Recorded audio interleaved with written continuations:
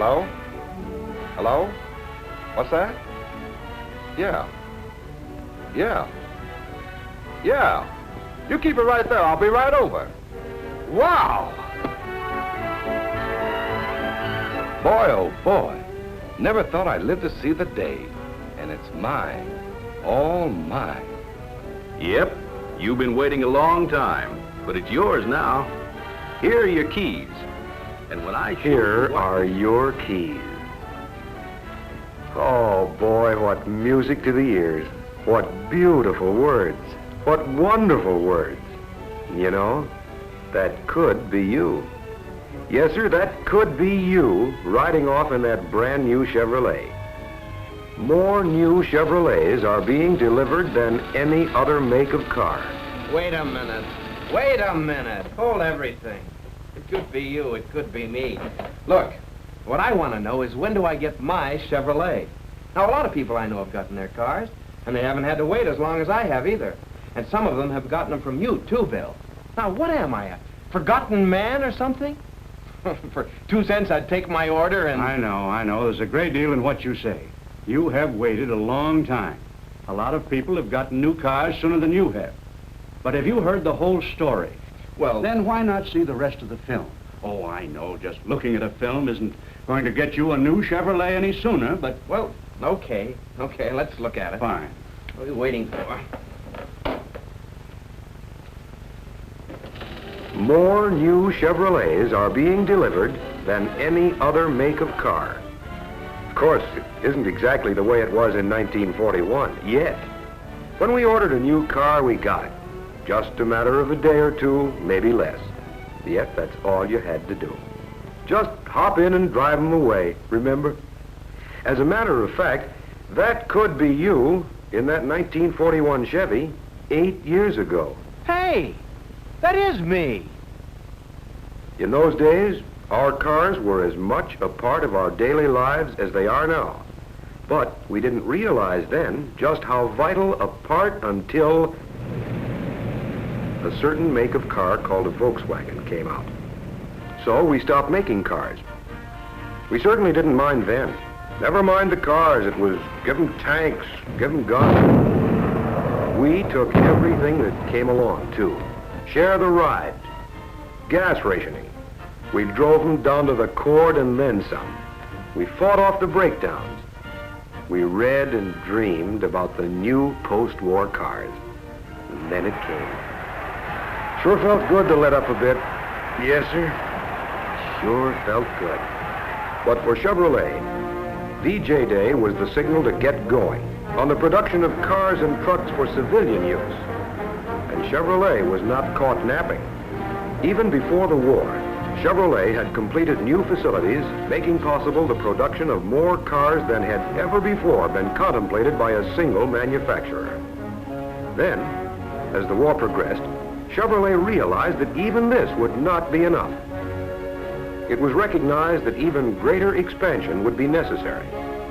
Men threw away the clock and forgot about such niceties as working in the daytime and sleeping at night. It was drive, drive, drive. At the drafting table, in the office, at home, late at night.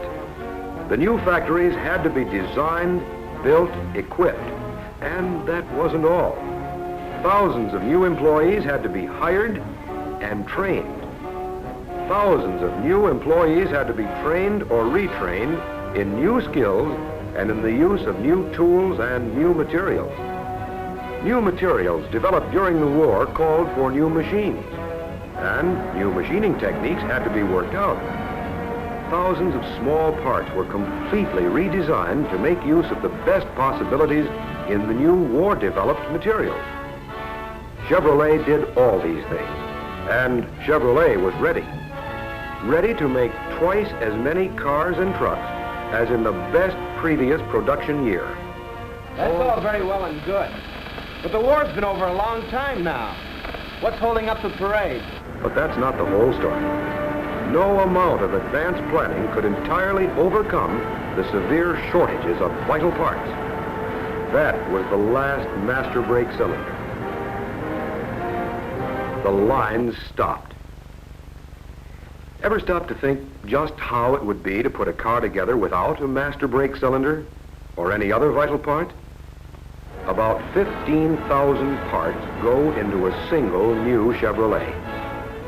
Multiply each of these parts by the thousands of new cars coming off the lines each day, and you have just part of a headache. We need those steering knuckles. Climb into Flint and make it fast.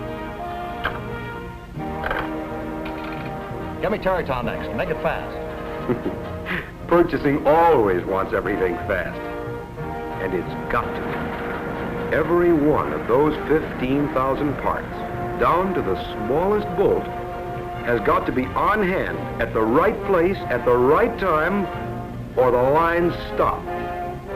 But the lines must not stop.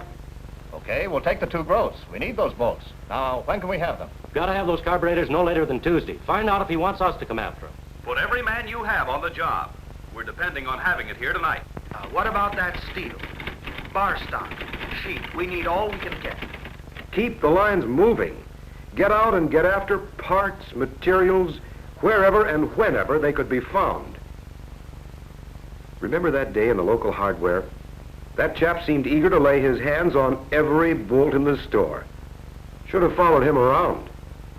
Our friend went to every store in town, and he wasn't the only one on the job either. It wasn't easy.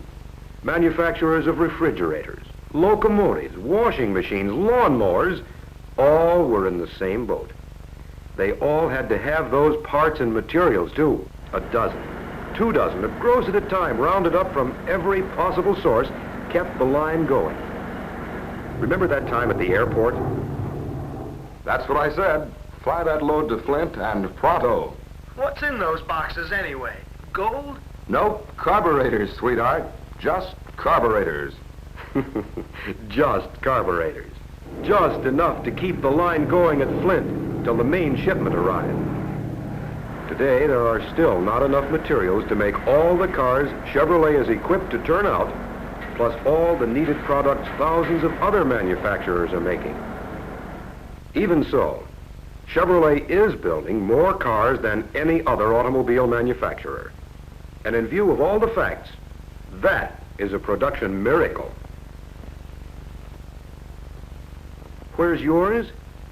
Well, Where's mine? Mine. Been waiting for over a year. I'm a doctor. I must have a car. What do you mean, Doc? Want me to carry the bottles around on my back? see what I mean? Today, there are at least 4 people who want new cars for every 1 new car prospect in 1941. So, even in spite of geared-up production, there just aren't enough new Chevrolets to go around. Yet, that is. In other words, those years of not making cars have caught up with all of us. Things started to happen to that familiar parade along the highway. Many cars suddenly dropped out of that picture of American life. Cars that we depended on. Cars that we needed. Now, in normal times, this man would have replaced his worn-out model with the good, dependable used car. But that good, dependable 41 isn't there, because its original owner can't buy a new Chevrolet to replace it. 4 years of no new car production snarled the entire chain of used car distribution. And here's another thing. The demand of an entirely new market had to be met, too. People who never owned a car before were now able to afford one.